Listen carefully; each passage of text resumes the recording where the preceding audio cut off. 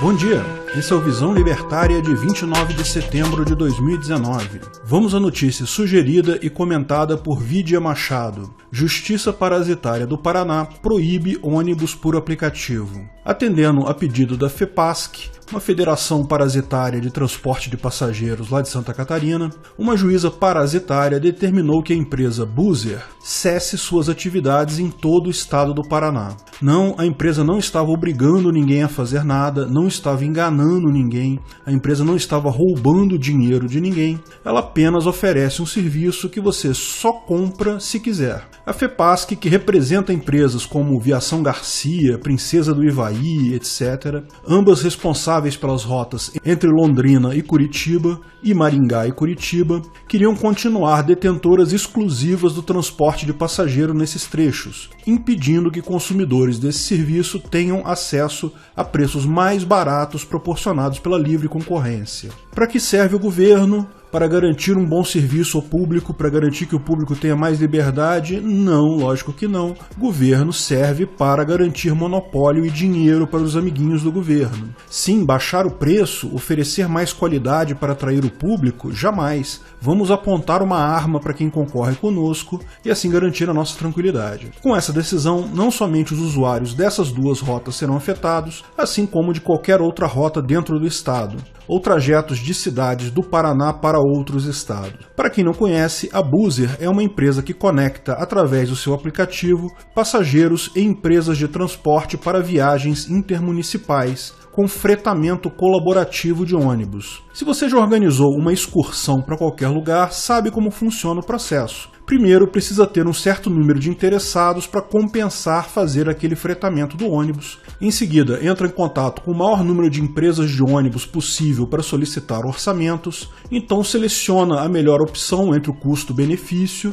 apresenta aos interessados e, se esses aprovarem, você contrata o serviço. Após a aprovação, você irá realizar os trâmites finais, assinar o contrato, fazer o pagamento do frete, que será rateado entre os passageiros daquela excursão. A ideia do transporte de ônibus por aplicativo é fazer justamente isso de forma automatizada, reunir o maior número de pessoas interessadas em viajar determinados trechos, fazer todo esse processo burocrático para o fretamento de ônibus, possibilitando viagens com economia de até 60% em relação às viagens tradicionais. As pessoas entram no aplicativo, procuram o trajeto e datas que lhes interessem e então efetuam a reserva. Caso o trecho desejado não atinja o número mínimo de interessados, a reserva é cancelada e o dinheiro é devolvido. Trechos que atingem o número mínimo são confirmados e, assim como a pessoa em uma excursão, quando maior a ocupação do ônibus, menor será o valor por passageiros. Caso a pessoa interessada não encontre o trajeto desejado no aplicativo, pode abrir um novo trajeto e aguardar aparecerem mais pessoas interessadas no mesmo itinerário, alcançar aquele número mínimo e assim fazer a viagem. As empresas tradicionais, então, recorreram ao Estado para que proíba a entrada de um novo concorrente com um modelo de negócios diferente, mantendo o oligopólio do serviço de transportes e podendo continuar praticando preços elevados. Repare, não há competição direta, são formas diferentes de atender uma mesma demanda. Mas lógico, o parasita estatal acaba ganhando menos quando não oferece monopólio para alguém. A decisão da juíza parasitária, que alegou que o transporte intermunicipal de passageiros só pode ser exercido mediante regulamentação do Estado, ou seja, se não tiver o selinho da máfia, a gente não deixa funcionar. Isso contraria até mesmo decisão do Supremo Tribunal Parasitário Federal, que em maio desse ano negou a decisão de suspender atividades da Buser em todo o país de Banânia. Sabemos que essas regulações estatais sempre vêm com a desculpa da segurança, como se usuários de ônibus fossem retardados mentais, incapazes de escolher livremente o nível de segurança e conforto desejado no transporte em relação ao preço que aceitam pagar. Se a pessoa preferir arriscar sua própria segurança, escolhendo viajar em ônibus sem condições ou com condições precárias por economia, não precisa pedir a bênção por Papai Estado para que ela possa fazer isso. Cada um deve ser responsável pela própria segurança. Ah, mas se não for o Estado impondo normas de segurança, as empresas vão reduzir ao máximo os itens de segurança, manutenção do veículo para obter o maior lucro possível. Não, as empresas que não atendem o mínimo de segurança desejado e se envolvem em acidentes por conta disso, causam danos aos seus passageiros e serão rapidamente excluídas do mercado indo à falência. Qualquer dono de empresa de transporte, por mais lucro que deseje, sabe que não irá alcançá-lo perdendo seu capital em acidentes por falta de manutenção. Em um mercado com alta concorrência, é justamente o que o Estado não permite: empresas fornecerem um serviço com conforto e segurança aceitáveis a um preço que o mercado aceite também. Certamente irão se sobressair as boas empresas em relação às outras. No final das contas, é apenas o político querendo extorquir mais dinheiro das pessoas e pouco se fudendo para a segurança ou preço que você paga pelo serviço. Vamos à notícia sugerida e comentada por Neil: o final dos middlemen. Booking ou Brexit? O que causou o final de uma das maiores operadoras de turismo mundial? No dia 23 de setembro, o Reino Unido acordou com a notícia de que a Thomas Cook, a empresa mais antiga do país no setor de turismos e viagens, entrou em processo de liquidação devido a não dispor de financiamento necessário para continuar operando. Basicamente, faliu. Thomas Cook, mais uma empresa zumbi, arrasta uma dívida de mais de 1.700 milhões de libras. Os esforços por parte dos Estados europeus para a repatriação de 1.500 turistas britânicos e 3.500 de outras nacionalidades começaram essa semana. O custo total da repatriação de todas essas pessoas afetadas pela falência da companhia será de 100 milhões de libras. A grande pergunta que os analistas fazem é se foi o Brexit, a incerteza política e econômica, afinal, o que foi que matou a empresa, ou se esse processo faz parte de um decadente modelo de negócio ameaçado pelos baixos custos e empresas melhores adaptadas à tecnologia moderna, como a Booking e o Airbnb. Thomas Cook sobreviveu a 2 guerras mundiais, mas não sobreviveu ao Brexit, afirmavam hoje de manhã analistas da Bernstein, lembrando dos 180 anos de história da empresa. Lógico que analistas e imprensa em geral não iriam perder a oportunidade de uma falência de uma grande empresa inglesa para culpar o Brexit, né? Brexit, aliás, que ainda não aconteceu. Mas desde quando precisam-se de fatos para sustentar narrativa, né? Se atende à narrativa, bem, isso é tudo o que importa. Sim, a empresa é antiga, sim, ela sobreviveu às 2 grandes guerras, mas a sua falência não tem nada a ver com o Brexit, porque uma empresa pode passar por crises e problemas e, tendo uma boa administração, nada vai levar ela à falência. O problema é que é muito difícil sobreviver num ramo em que o seu serviço se torna caro e desnecessário ao mesmo tempo. Veja, agências de turismo vendem credibilidade numa área, numa região que você não conhece. Elas vendem confiança.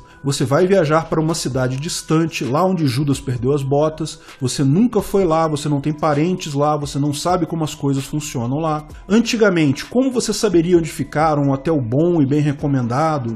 Lógico, você pode ligar para os lugares, procurar saber o preço, fazer reserva, mas como ter a confiança, saber se aquele lugar é realmente bom e não propaganda enganosa? Você sempre pode ver os guias de viagem, mas isso não ajuda muito, porque os hotéis caros pagam as matérias. Então a empresa de viagem conseguia obter para você um local bom, barato e confiável, porque ela conhecia a cidade para onde você vai, ao contrário de você que não conhece. No final das contas, esse era o serviço vendido pela agência de viagem. Eles conhecem boas dicas, onde arrumar um voo barato, onde arrumar uma boa acomodação por um preço baixo, mas num lugar com uma boa confiança. O problema: agora você mesmo faz isso. As empresas aéreas têm sites que você mesmo pode ver os preços de passagem, existem sites gratuitos que você busca as passagens mais baratas entre diversas companhias aéreas, hotéis todos têm reservas e locais que você pode ver críticas de outros usuários. Airbnb ainda é melhor nesses casos, porque você vê opiniões de outras pessoas sobre isso. Sites como o TripAdvisor também tem cotação de lugares bons ou não. A falência da Thomas Cook não é um acaso, é uma parte de um processo imparável, o processo que se iniciou com o desenvolvimento da internet e que ainda estamos vivenciando. A Web 1.0, o início da internet com sites estáticos, Hotmail, Netscape, Napster, MySpace, Yahoo, Emule, acabou com os jornais impressos em papel, com as enciclopédias. Quem aí já teve Barça? e com envio de cartas. Acabou com as locadoras de vídeo com lojas de CD de música. A Web 2.0, com sites interativos como Facebook, Twitter, WhatsApp, YouTube, etc., ainda está revolucionando as comunicações e os transportes. Está acabando com o lobby de táxis, de empresas de ônibus, com a TV aberta e com as operadoras de telefonia. O passo final será a Web 3.0, a descentralização e criptomoedas, a qual acabará com cartórios, provavelmente com advogados, com bancos e, o melhor de tudo, com governos. Por que com governos? Porque é impossível taxar e fiscalizar uma economia descentralizada. E mais do que isso, essa economia não precisa de um órgão centralizado como o governo para funcionar de forma coerente. O Uber, eles até podem taxar. Se o Uber não pagar, eles fecham o servidor físico do Uber. Isso já seria difícil hoje, porque, bem, eu nem sei onde fica o servidor do Uber. Se eles escolherem um país amigo, seria difícil o governo brasileiro bater lá na porta e derrubar o servidor. Ainda assim, há um servidor central, portanto, há como derrubar o serviço. Mas um serviço descentralizado como o Arcade City, em que o aplicativo do seu celular fala diretamente com o aplicativo do celular do motorista, sem nenhum servidor central, torna isso impossível. Eles podem fazer blitzes para motoristas? Sim, podem, mas o custo disso é muito alto. É muito mais caro do que simplesmente chutar a porta do servidor central. E outras empresas, como a BISC e o Open Bazaar e várias outras, estão implementando formas de se fazer negócio longe das garras do governo. Nos serviços descentralizados, lógico, as pessoas podem optar por pagar impostos, se elas quiserem. Mas se quiserem sonegar, não há forma do governo manter isso. Eis a beleza da natureza. Os sistemas evoluídos se auto-organizam em pró de uma maior eficiência, eliminando para isso as partes intermediárias, o middleman. E, dentre os middlemen, está o governo. O avanço das comunicações graças à internet e a chegada da descentralização é imparável. E sem os middlemen, pagar imposto passa a ser algo puramente opcional. Vamos aos tapas libertários. Tapa por Eder Sena. Islam is right about women. Cartazes espalhados na cidade de Winchester causaram alvoroço. Cartazes espalhados na pequena cidade de Winchester, em Connecticut, lá em Trumpilândia, causaram alvoroço com apenas 5 palavras. Islam is right about women. Ou, em português, o Islã está certo sobre as mulheres. Os cartazes espalhados por postes na cidade bugou os esquerdistas moradores de lá. Vários entrevistados alegaram ser algo ofensivo ao Islã e às mulheres. Só que é uma contradição óbvia, porque o cartaz diz que o Islã está certo. Não há nenhuma crítica ao Islã. Logo, não pode ser ofensivo a essa religião ou aos seus seguidores. E dizer que é ofensivo às mulheres significa criticar você sim ao Islã. Ou seja, em última análise, os esquerdosos estão admitindo que não concordam com a forma com que o Islã trata as mulheres. Eles sim são contra o Islã. Porém, ser contra qualquer ideia do Islã pode ser considerado islamofobia, segundo a esquerda. Seguindo a tradicional tabela de camadas de opressão, islamofobia é mais grave que machismo. Logo, esses entrevistados terão que pedir desculpas e admitir que o Islã está certo. Será que vamos ver isso? O cartaz é uma forma inteligente de apontar a incoerência no discurso da esquerda sobre o Islã. Por um lado, o direito à igualdade entre homens e mulheres, ao mesmo tempo defendem os direitos dos muçulmanos de seguirem sua religião. Só que as práticas rotineiras do islamismo incluem a subordinação da mulher ao homem. Pela simples lógica, é impossível defender as duas coisas ao mesmo tempo.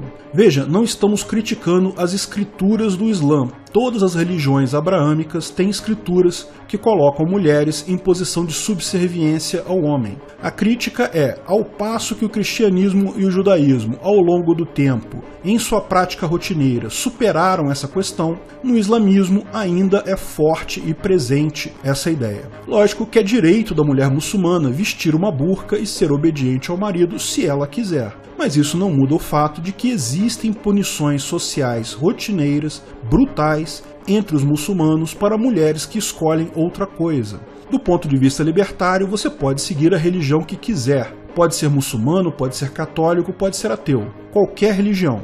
Porém, existem estados que usam base religiosa como lei coercitiva. Ninguém pode ser obrigado a seguir uma religião, nem respeitar as ideias religiosas através da força. Se a mulher concorda em seguir o Corão, a vida é dela, mas ela também deve ser livre para deixar de seguir quando quiser. No final das contas, ou você defende o Islã ou defende as mulheres. Ou faz como esquerdistas, deixa esse troço de lógica e coerência para lá. Parece que pensar dói para os esquerdistas.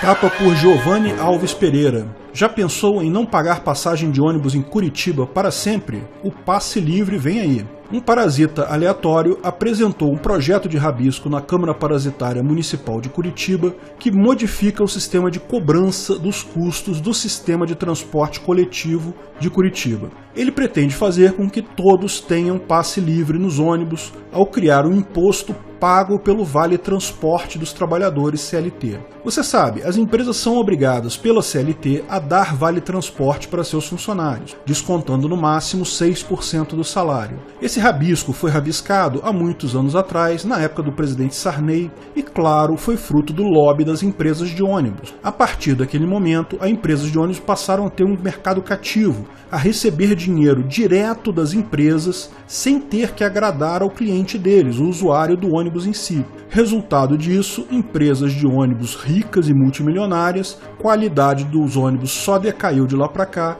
e o preço da passagem só subiu. Nada como a força estatal para estragar o livre mercado e prejudicar, como sempre, a parte mais fraca. Bem, o paraíso das empresas de ônibus durou umas boas décadas, até que o mercado surgiu com uns aplicativos para transporte compartilhado, Uber Pool, Uber Juntos, Waze Carpool e vários outros. Nesses aplicativos você combina com outros usuários para rachar um táxi, em última análise. Para viagens curtas, são um pouco mais baratas do que o ônibus, mas infinitamente mais confortáveis que o ônibus tradicional. Principalmente após anos e anos das empresas de ônibus cagando para a qualidade do serviço devido ao lucro certo vindo da extorsão estatal. Junte a isso a crise nas economias formais com a diminuição do número de empregos via CLT, o fato é que usuários de ônibus em Curitiba caíram 50%. Isso é um fenômeno em todo o país. Lógico, todo mundo sabe que empresas de ônibus e máfias locais são igual unha e carne, uma não vive sem a outra. Resultado, os donos das empresas de ônibus, ao invés de oferecerem descontos, melhorar a qualidade, diminuir o preço, vão para o lado socialista da coisa. Passaram a apoiar ônibus de graça, porque, lógico, não é de graça. Eles vão continuar recebendo a grana do mesmo jeito, só que será pago via impostos pelo governo. Sempre muito mais fácil usar violência contra pessoas do que realmente produzir um serviço de qualidade. Isso, no fundo, só garantirá o feudo das empresas, a família Gulim de Curitiba, os Barata no Rio, de modo que eles não precisam melhorar o sistema para terem lucro garantido. Além do que, esse fundo certamente será fonte de corrupção, mas pior de tudo é que, no longo prazo, os trabalhadores CLT terão que pagar para usar, pois serão afugentados por assaltantes e usuários de drogas que farão pequenos assaltos em ônibus gratuitos, bem como ônibus que se tornarão pontos de venda de drogas, que é o que já acontece, por exemplo, no metrô de Fortaleza. Mais uma vez, perceba como as pautas socialistas como passe livre, ao invés de serem algo realmente que ajuda o pobre necessitado, é, na verdade, benéfico a grandes empresários e máfias governamentais. Socialismo, embora se diga a favor do pobre, é a arma mais forte que a aristocracia tem para roubar mais e mais dinheiro dos pobres. Obrigado pela audiência. Esse vídeo foi patrocinado pelo Clube da Liberdade da Universidade Libertária. Veja mais detalhes no link da descrição do vídeo. Nessa terça-feira, dia 1º de outubro, eu vou fazer um hangout com patrocinadores lá no Discord dos patrocinadores. Se você é patrocinador e ainda não está no Discord, não deixe de ver nas mensagens do site de apoio o convite para o Discord. Aguardo todos vocês lá. Até a próxima!